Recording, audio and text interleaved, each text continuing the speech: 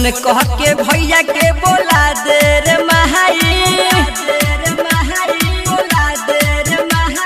phone कह के भैया के बोला दे रे महाई रक्षा बंधन के दिन बात आइल राखी के बिना सुन होई कलहाई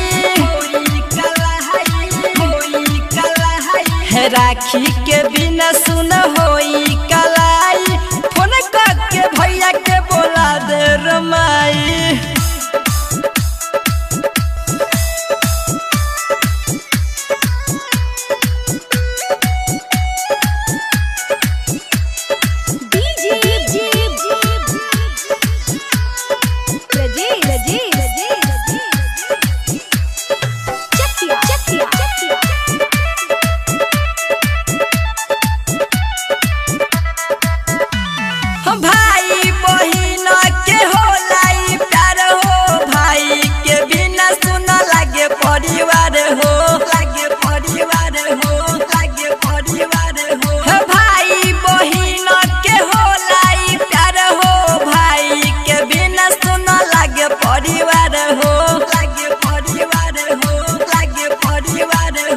बतिया के सोची सोची आवे रोआई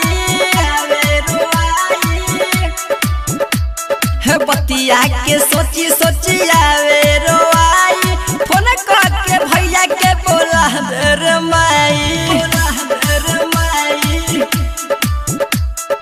रक्षा बंधन के दिन बाटे आइल फोन कह के भैया के बोला दे रे माई राखी बिना सुन होई कलाई फोन कह के भैया के बोला दे रे माई